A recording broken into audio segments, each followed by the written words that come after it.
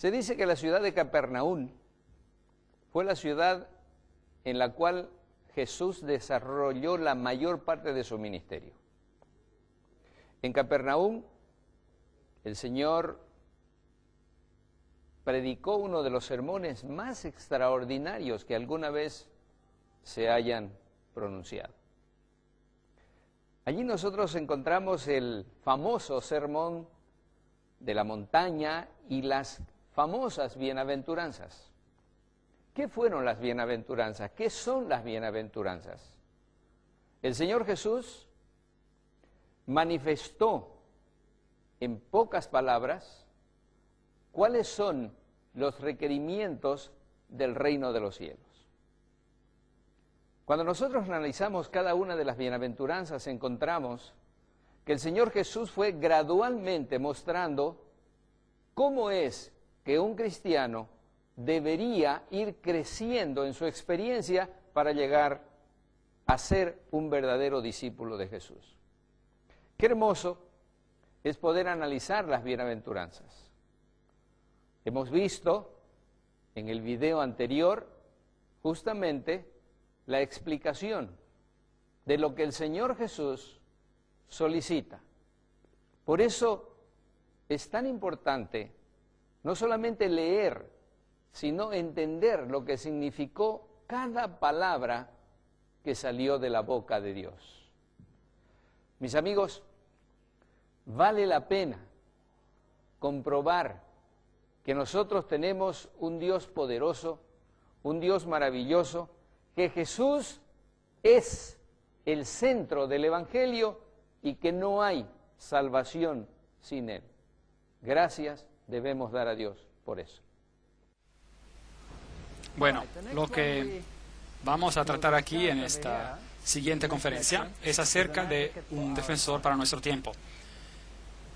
Y esta ilustración nos hace pensar con las tablas de piedra y el dedo de Dios en el fondo.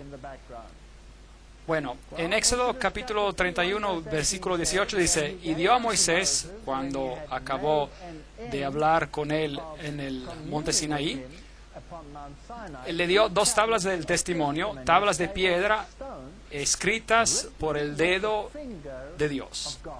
Entonces Dios escribió en tablas de piedra los 10 mandamientos y los escribió con su propio dedo. En Éxodo 32, verso 16 dice: las tablas eran obra de Dios y la escritura era escritura de Dios grabada sobre las tablas. De hecho, solo hay 3 veces en la Biblia cuando Dios escribe, y en esas 3 ocasiones escribió con su dedo. Esta vez, Éxodo 32, versículo 16, Dios escribió los 10 mandamientos sobre piedra con su dedo. Jesús escribió en la arena, ¿con qué? Con su dedo. Y cuando Babilonia estaba a punto de caer, la mano escribió con el dedo, ¿en qué? En la pared. Así que es fascinante. Dios mismo escribió 3 veces y cada vez fue con un dedo, con su dedo. Y cuando Moisés rompió estas tablas porque el pueblo de Dios se había idolatrado mientras él estaba en el monte, Deuteronomio 10, versículo 2 nos dice, y escribiré en aquellas tablas las palabras que estaban en las primeras tablas. Dios dice que escribirán en las tablas nuevas que quebraste y las pondrás en el arca. Así que las tablas del testimonio, conteniendo los 10 mandamientos escritos con el dedo de Dios, fueron puestas dentro del arca. Ok, ahora vamos a definir el asunto del pecado. Primera de Juan 3, versículo 4. Todo aquel que comete pecado infringe también la ley, pues el pecado es la infracción de la ley. ¿Está claro? Si usted infringe la ley de Dios, entonces está cometiendo pecado. Así que si yo robara, ¿estaría transgrediendo la ley de Dios? Sí. Si hago cualquier cosa en contra de la ley de Dios, según la definición del Nuevo Testamento, entonces estoy pecando. Esto viene del Nuevo Testamento. A las personas les gusta decir, pero la ley era para el Antiguo Testamento. Pero la definición que acabamos de leer está en el Nuevo Testamento acerca de lo que constituye el pecado. Si vemos en un diccionario acerca de qué es la transgresión, es el hecho de actuar para transgredir, el acto de transgredir, el quebrantamiento o violación de cualquier ley. Entonces, si va a transgredir, debe haber una ley. Romanos capítulo 4, versículo 15 dice, donde no hay ley, tampoco hay transgresión. Fascinante. Entonces, Adán y Eva tuvieron una ley. Deberían haber tenido una ley, si no, no hubieran transgredido. Ahora, ¿puede la ley de Dios cambiar? ¿Qué piensa usted? Está escrita en piedra. ¿Acaso eso no les dice algo? Está escrita en piedra. Ahora, el hombre puede cambiar leyes, pero la ley de Dios no cambia. Allá en Sudáfrica, de donde yo vengo, tenían leyes muy extrañas en nuestro país. Algunas leyes raras. Y han sido cambiadas. En el pasado hubo una ley, por ejemplo, que se llamaba el acta de inmoralidad. Y si un hombre blanco estaba en compañía de una dama negra o viceversa, entonces eso era un problema. Podían ir a la cárcel. Hoy esa ley está anulada y ya no es un problema. Entonces se dan cuenta, usted puede remover la ley o para remover el problema, o si la ley permanece y si usted la quebranta, usted es un transgresor, ¿correcto? ¿Sí o no? Bien. Así que donde no hay ley, no hay transgresión. Romanos 6, 23 dice, porque la paga del pecado, la cual acabamos de definir en la Biblia, es la transgresión de la ley. Podemos leerlo. La paga de transgredir la ley de Dios es la muerte. De modo que ese es un asunto muy importante. Algunas personas dicen que no hay ley, que no podemos guardar la ley, pero la Biblia claramente nos enseña que si transgredimos la ley de Dios, entonces la paga del pecado será muerte. Ahora, el pecado nos separa de Dios. Leemos eso en Isaías 59, versículo 2. Por vuestras iniquidades, vuestros pecados, han hecho división entre vosotros y vuestro Dios. Eso es importante. A algunos les gusta tornar esa definición de arriba abajo. Prefiero mantener la definición así como está en la Biblia. El pecado es la transgresión de la ley y si usted peca, esto causa una separación. Así que hemos sido separados de Dios a causa del pecado. Pero hay una manera de resolver este problema y esta manera es Cristo.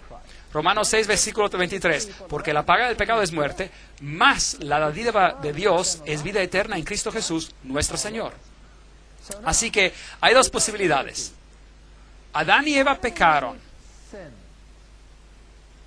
Y la paga del pecado es muerte. Dos posibilidades. O eliminamos la ley, como en Sudáfrica, había una ley y esa era una ley tonta y entonces se anuló la ley. Ya no hay más ley y si no hay más ley, entonces entonces no hay más transgresión. ¿Tiene sentido esto? Así que si eliminamos la ley, eso arregla el problema. Entonces eres libre. Y todos los que estuvieron en la prisión por causa de actos de inmoralidad, según esa ley, se libraron. Ahí está. Ya no hay más ley. Entonces ya no hay más transgresión. Eres libre. ¿Hizo Cristo eso? ¿Puso a un lado la ley? ¿Sí o no? No. Vea lo que dice la ley. La ley dice, morirás. Pero Cristo pudo haber dicho, oh, hice una ley, pero esa es una ley muy dura para ustedes, así que quitamos esa ley. Pero Dios no cambia. Entonces aquí tenemos un callejón sin salida. La ley dice que tú seguramente morirás. Pero Cristo no trató este asunto livianamente. Si hubiera sido posible sacar la ley, entonces no hubiera sido necesario pagar la penalidad de la ley, ¿correcto? Bueno, correcto. Así que, en otras palabras, el hecho de que Cristo vino a morir significa que Él pagó la penalidad, ¿correcto? Entonces, ¿será que la ley todavía es vigente? ¿Sí o no? Absolutamente sí. Algunas personas dicen que la cruz anuló la ley. Me gustaría decirles que la cruz garantiza que la ley siga vigente. La cruz es la garantía de que la ley sigue vigente. ¿Por qué? Si hubiera sido posible de sacar la ley, Cristo no hubiera tenido que morir. ¿Es correcto? Muy bien. Pondré enemistad, recuerda el texto, entre ti y la mujer, entre tu simiente y la simiente suya. Esta te herirá en la cabeza y tú le herirás en el calcañal. Génesis 3:15. Esta es la enemidad entre el diablo y Cristo. Porque por gracia sois salvos por medio de la fe. Y esto no es de vosotros, pues es el don de Dios, no por obras, para que nadie se glorie. Efesios 2:8. Ahora, ¿confunden esos textos, sí o no? No, no confunden. ¿Puedo ser salvo guardando la ley? No. Porque soy salvo por medio de la gracia. Cristo pagó la penalidad por mí y murió por mí. Y por medio de la gracia soy salvo.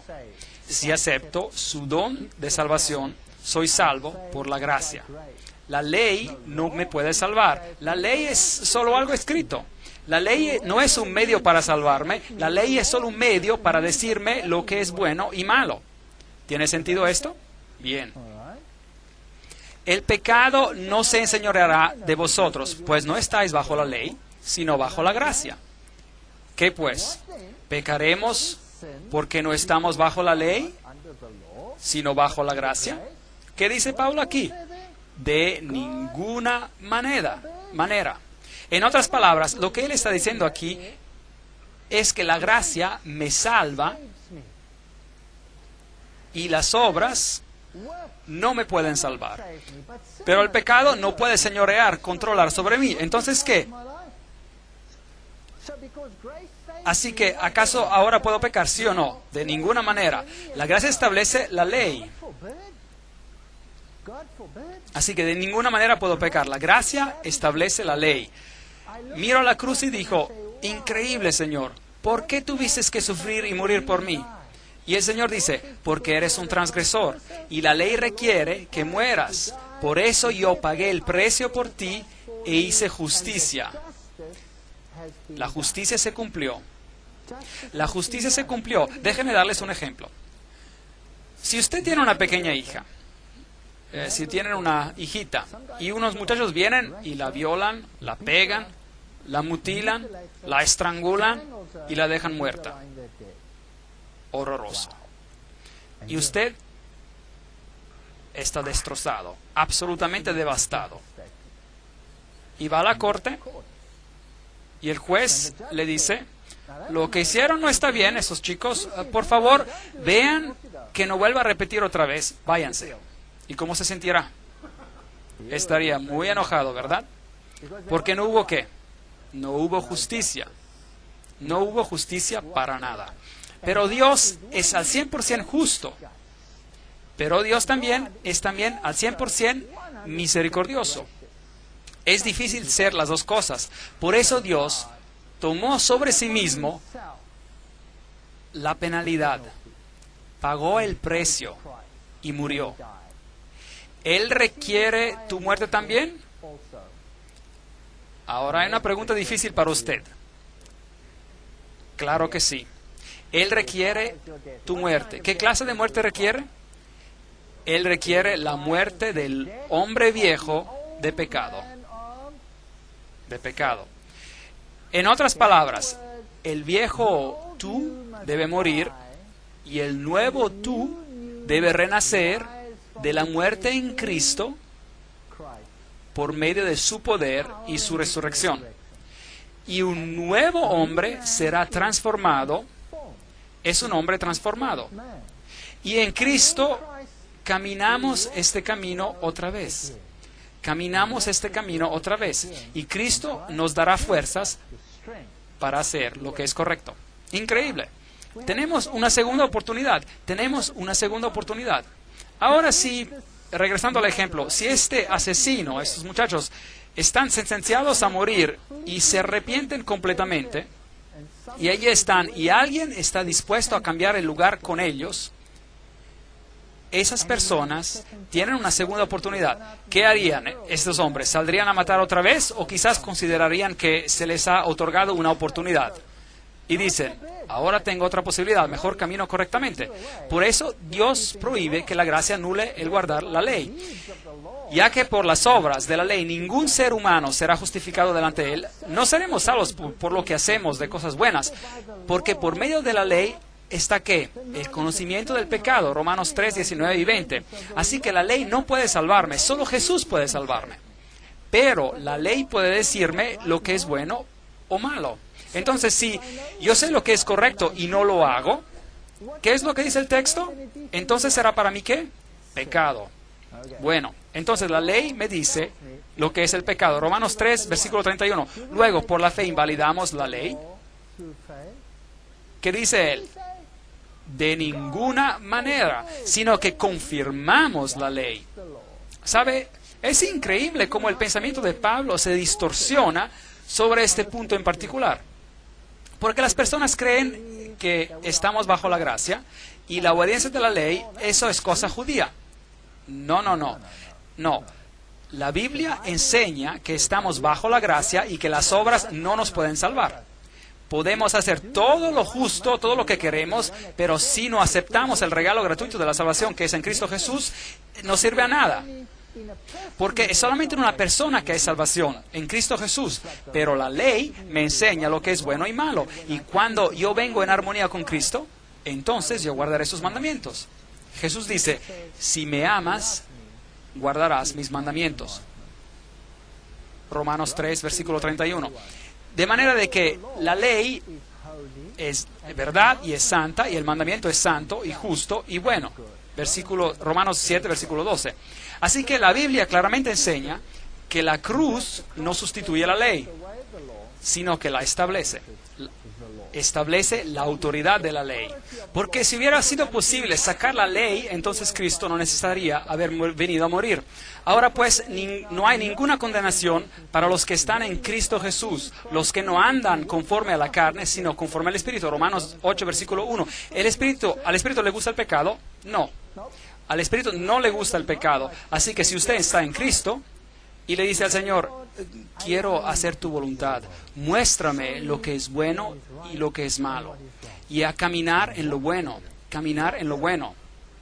El pecado rompió la relación, y Jehová, Dios hizo al hombre y a su mujer, les hizo túnicas de pieles y los visitó. Génesis 3, versículo 21. Ellos habían perdido la vestimenta de justicia, y Dios en su misericordia les dijo, te cubriré otra vez. Y Él les dio la promesa del Mesías, que los cubre de justicia, de su justicia. Entonces, el primer símbolo de la muerte era un animal que moría. ¿Correcto? Sí. Un animal murió y se convirtió en el símbolo en que Cristo moriría por nosotros. Bueno, ahora miremos a otra ley, la cual es llamada la ley ceremonial, y esta incluía a todos los festivales, las reglas y regulaciones que Israel tenía que cumplir. Ahora, recuerde que los 10 mandamientos fueron escritos, ¿cómo? Leímos, por el dedo de Dios y fueron escritos ¿dónde? En piedra. ¿Y dónde tenían que ser puestos? En el arca. La ley ceremonial fue escrita por Moisés y fue puesta al lado del arca. Leamos esto cuidadosamente. Deuteronomio capítulo 31, versículos 24 a 26. Y cuando acabó Moisés de escribir estas palabras de esta ley, ahora, ¿quién escribió? Moisés. En un libro, y no en tablas de piedra. En un libro, hasta concluirse las palabras, pero dio órdenes Moisés a los levitas que llevaban el arca del pacto de Jehová, diciendo, tomad este libro de la ley, el libro de la ley, y ponedlo al lado del arca del pacto de Jehová vuestro Dios, y que esté allí por testigo contra ti. Ahora, recuerden esto cuidadosamente, grábenlo en su memoria. Es bueno grabar la palabra de Dios en la memoria. Uno tiene que estar adentro del libro de la ley, afuera, y sirve como un testimonio contra nosotros, un testigo contra nosotros, la ley ceremonial. Así que esta ley nos dice algo acerca de nosotros. Bueno, correcto o incorrecto. Nos dice que somos pecadores. La ley, los 10 mandamientos, nos indican, definen lo que es el pecado. Pero esta ley nos dice cuál es nuestra parte en esto. Y nos indica a una solución. Hay 2 leyes distintas. Una estaba en las tablas de piedras puestas en el arca y escritas con el dedo de Dios, y la otra fue escrita en un pergamino, el libro de la ley puesto al lado del arca. Ahora, la ley moral está en la Biblia, los 10 mandamientos que en Santiago se llama la ley real, es llamada la ley de libertad. No es la ley de esclavitud, la ley de libertad. Les diré algo, si todo el mundo en este planeta guardaría los 10 mandamientos, todos seríamos libres, ¿correcto? Porque usted podría salir de la casa, entrar en su coche, sin tener que poner el seguro, ni siquiera tiene que prender el motor, solo pisa el acelerador y se va. No necesitaría una llave y no tendría que tener miedo en la noche si mirar a la izquierda o a la derecha o a nada o a nadie que vendría a pegarte en la cabeza. Usted sería libre si todos obedecieran la ley de Dios, ¿correcto? ¿Sí o no? Ok. Éxodo 31 dice, la escritura era escritura de Dios grabada sobre tablas. Deuteronomio nos dice que fue puesto dentro del arca. Primera de Juan 3, versículo 4 y al 8 y Romanos 4 dice que la ley existió antes del pecado. ¿No dijo acaso que donde no hay ley no hay transgresión? Y Adán y Eva transgredieron, entonces debe haber habido una ley, ¿cierto o no? Bueno, Romanos dice que el blanco de la ley es de revelar el pecado, porque por la ley es el conocimiento del pecado, Deuteronomio 5:22 y Salmos 19:7 y Romanos 7 y muchos otros textos dicen que la ley es completa, es perfecta, es santa, es justa y es buena. Es lo que dice acerca de la ley de Dios. Y Salmo 111, versículos 7 al 8, dicen que los mandamientos son afirmados eternamente para siempre. Miremos a la ley ceremonial. Es llamada la ley de los mandamientos que contenían las ordenanzas. Efesios 2:15, Hebreos 9 y 10. Fue escrita por Moisés y fue puesta en el libro de la ley, Deuteronomio 31. Acabamos de leer esto. Fue puesta al lado del arca, no en el arca, Deuteronomio 31, 24, 26. Y fue dada después del pecado. Después del pecado. Gálatas 3:19. La ley fue agregada por la transgresión. Así que la transgresión requiere una ley. Así que otra ley fue agregada por la transgresión. Por eso tenemos 2 leyes. Una es la ley ceremonial y la otra es la ley moral. Y el propósito era para revelar el remedio para el pecado. Levítico 6:1, 6 y 7 y Juan 7:29 y Mateos 27:51. Es una ley temporal y caducará. Se quitará. Ahora, debemos saber muy bien de qué ley estamos hablando y debemos entender los 2 lados de la cuestión. Porque en la Biblia simplemente se usa la palabra ley por las 2. Y tienen que darse cuenta, según el contexto, si se está hablando de la ley moral o de la ley ceremonial. Difícil. Y uno se puede confundir bastante si no conoce la definición que acabamos de mencionar. Tiene que saberla exactamente. Así que es así como era. Había una ley moral que se encontraba adentro del arca Y arriba del arca había una cobertura de oro llamada, en inglés, la cubierta de misericordia. Es una cosa maravillosa. Ya regresaremos a eso en un momento. Y luego el libro de la ley, escrito por Moisés, con todas las leyes ceremoniales, puesta al lado del arca. Ahora, hay 4 evangelios escritos en la Biblia. Son los evangelios de Mateo, Marco, Lucas y Juan. Y las personas se preguntan, ¿por qué se repiten las historias? ¿A qué sirve? Bueno, hay mucho.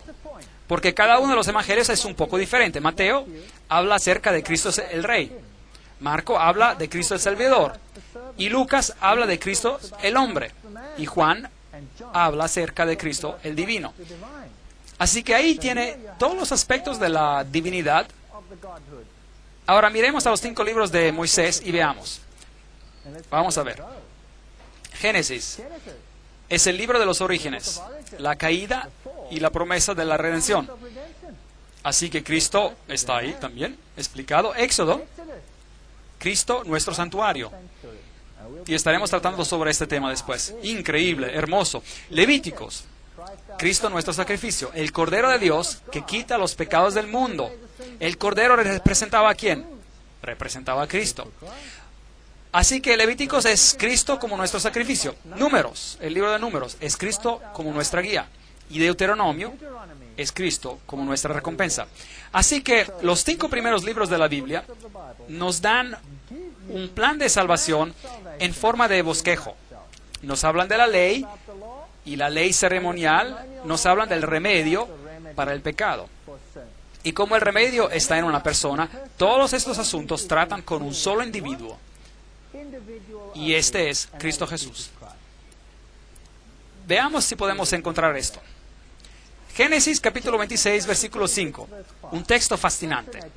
Por cuanto oyó Abraham mi voz y guardó mis preceptos, mis mandamientos, mis estatutos y mis leyes. Miren, hay personas que dicen que los mandamientos les pertenecen solo a los judíos y fueron dados en el Sinaí, en los 10 mandamientos, en tablas de piedra. ¿Correcto o no? Bueno, ¿qué leyes y estatutos guardó Abraham, pues? Esto era antes que los judíos.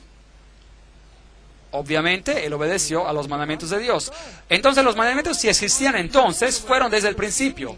Pero como el ser humano es olvidadizo, se le dieron en tablas de piedra otra vez para posteridad. Y Jesús dijo, así como yo he guardado los mandamientos de mi Padre y permanezco en su amor. Juan 15:10. Jesús dejó un ejemplo. Él obedeció a los mandamientos. Jesús dice, no penséis que he venido para abrogar la ley. Él se refiere aquí al antiguo Pentateuco, que eran los 5 primeros libros de Moisés, y contenían la ley de los 10 mandamientos. Así que ni una jota ni una tilde sería removida. Esto incluye los 10 mandamientos y los profetas. Todo lo que se ha dicho por los profetas, no he venido para abrogar, sino para cumplir, dijo Jesús.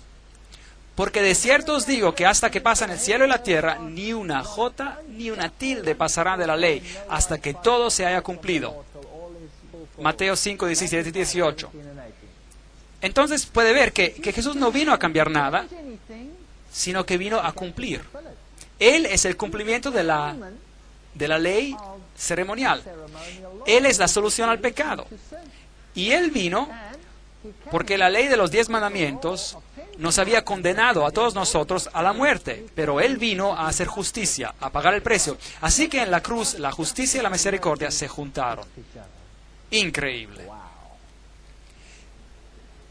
Jesús dice, pero es más fácil, eso es Jesús que está hablando, que pasa en el cielo y la tierra para que se frustre una tilde de la ley. Lucas 16, versículo 17. ¿Ven que la ley permanece, sí o no? Ok, así que aclaramos esto. Primera de Juan 5, versículo 3. Pues este es el amor de Dios, que guardaremos sus mandamientos. Y sus mandamientos no son gravosos. Algunas personas dicen, no puedo guardar la ley de Dios, es imposible, es imposible. Es imposible. He tenido pastores que me han dicho lo mismo. Pastores que me dicen que es imposible guardar los mandamientos de Dios, que no tenemos que guardar los mandamientos de Dios. De hecho, de que los mandamientos han sido eliminados. Y le dije, pastor, deme su esposa, la necesito esta noche. Y él dijo, ¿qué quiere decir? Pues le dije, bueno, si no hay mandamiento que diga no adulterarás, Y me dijo él, no quise decirlo así. Y le dije, bueno, entonces, ¿qué quiere decir? ¿Cómo lo explica? Está bien, si asesino a su hija, está bien eso. No quería decir eso. Entonces, bueno, no se debería matar. Aquí podemos citarlos a todos ellos, los mandamientos. ¿Los quieren? Pero ellos no los quieren. Así que o están aquí, o están presentes o no presentes. El Señor dice que sus mandamientos no son gravosos. Y habiendo perfeccionado, vino a ser autor de eterna salvación para todos. ¿Quiénes? ¿A todos quién? A todos los que le obedecen. Hebreos 5, versículo 9. Obediencia. Así que si usted tiene un evangelio sin la obediencia, entonces tiene un evangelio a medias. Está mal basado. Va a ser inestable y se va a caer. Ahora, veamos esto. A lo que realmente lo sorprenderá. La ley en el Nuevo Testamento. Mateo 4:10 o Apocalipsis 19:10. Al Señor tu Dios adorarás y a Él solo servirás.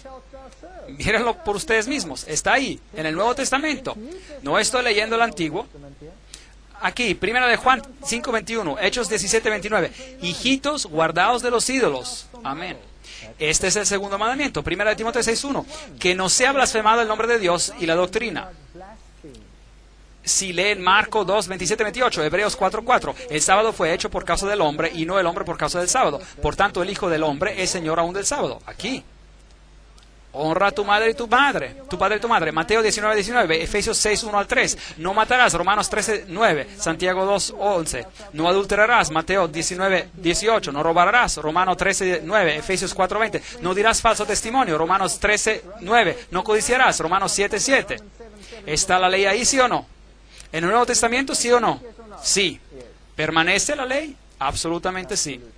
No toquen la ley de Dios. Fue necesario que Dios muriera porque la ley todavía permanece. Gálatas 3:19. Entonces, ¿para qué sirve la ley? Fue añadida a causa de las transgresiones hasta que viniese la simiente a quien fue hecha la promesa. ¿Quién era la simiente? Acabamos de hablar acerca de esto ahora mismo, Jesús. Y hubo una ley que fue agregada por la transgresión, o a causa de la transgresión. Ahora, piensen bien, damas y caballeros, piensen. La transgresión requiere que haya una ley, ¿cierto? Así que leámoslo un poco diferente. Digamos, hubo una ley agregada porque otra ley había sido transgredida. ¿Es eso lo que dicen? Muy bien. Entonces, ¿qué ley fue transgredida? Los 10 mandamientos.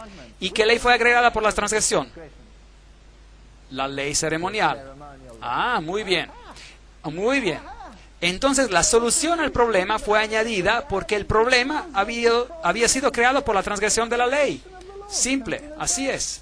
Entonces, la tuvimos la ley desde el principio. Este hombre de aquí, su nombre era Caín, y él dijo, no voy a obedecer. Haré obras con mis propias manos.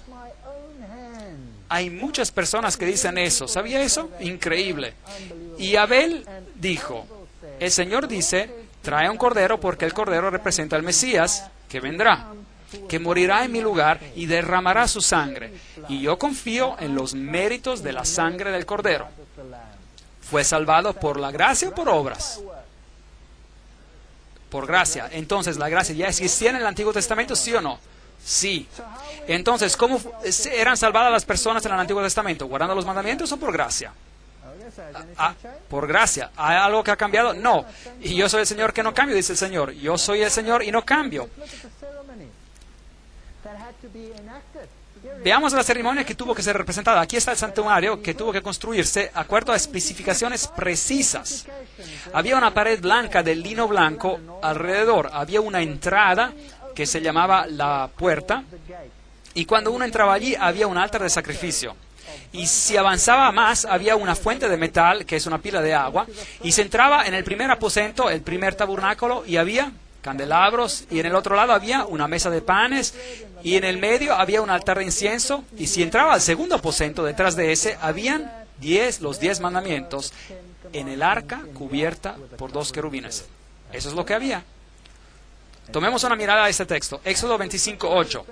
Me erigirán un santuario y habitaré en medio de ellos. Era un símbolo de lo que Cristo iba a morar entre su pueblo. ¿Cómo se le advirtió a Moisés cuando iba a erigir el tabernáculo, diciéndole, mira, haz todas las cosas conforme al modelo que se te ha mostrado en el monte? Hebreos 8, versículo 5.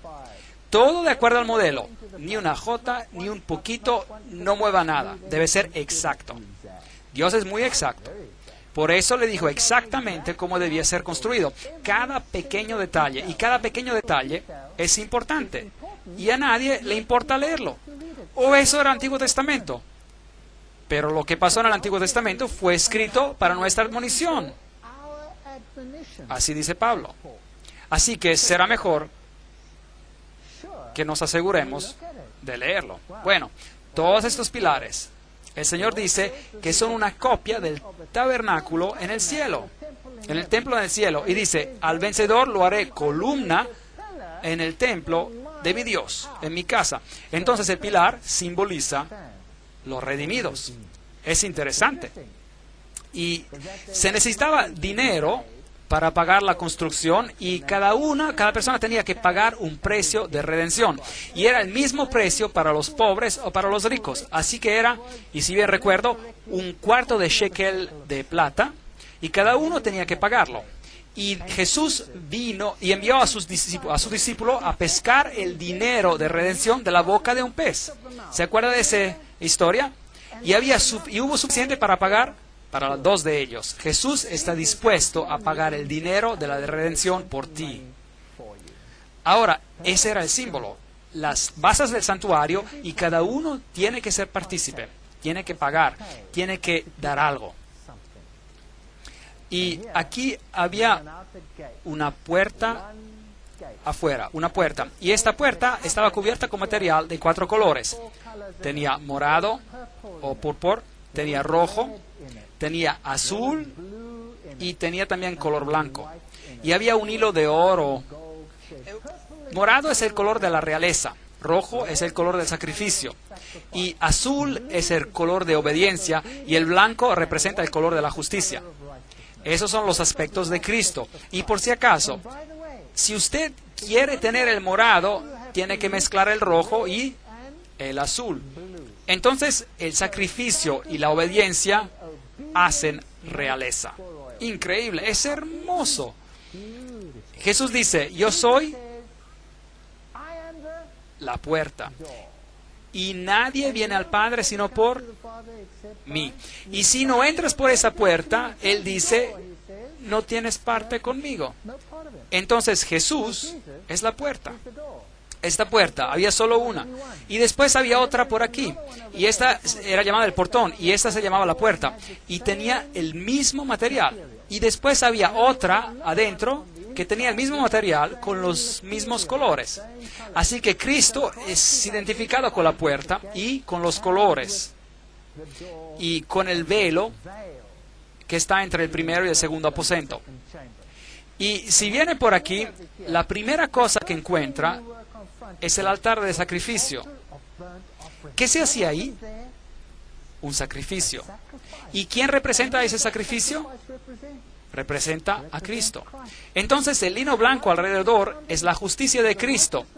Cuando se entra por la puerta, en otras palabras, cuando acepta la salvación por medio de Cristo, entrando por la puerta, y se queda envuelto por la justicia de Cristo. Hermoso. A eso se le llama justificación. Y se encuentra frente al altar de sacrificio, y hay un cordero. Y es testigo del sacrificio del Hijo de Dios en símbolo para quitarle los pecados, sus pecados. Hebreos 9:24 dice, porque no entró Cristo en el santuario hecho de mano, figura del verdadero, sino en el cielo mismo para representarse ahora por nosotros ante Dios. Así que el santuario terrenal era una copia del santuario celestial donde Cristo es nuestro sumo sacerdote. Hebreos 9:8 dice, no se había manifestado el camino al lugar santísimo, entre tanto que la primera parte del tabernáculo estuviese en pie. El ministerio de Cristo solo pudo empezar en el cielo una vez que el terrenal estaba completo. ¿Y cómo sabemos eso? Porque en el tabernáculo terrenal, al sacerdote no le estaba permitido entrar al primer aposento hasta que el sacrificio se había hecho. Había un cordero y había un carnero de consagración. El cordero representa a Cristo al principio de su ministerio y el carnero representa a Cristo al terminar su ministerio. Y si el carnero de consagración era sacrificado, al sacerdote se le permitía después entrar al lugar santo. Y la Biblia nos dice que Cristo no entró con la sangre de corderos o carneros, pero con su propia preciosa sangre. Entonces, este servicio tenía como una garantía de la venida del Mesías. ¡Qué hermoso simbolismo! Los cuales sirven a lo que es figura y sombra de las cosas celestiales, como se le advirtió a Moisés cuando iba a erigir el tabernáculo, diciéndolo: miren, es una copia del celestial. Hebreos 8:5.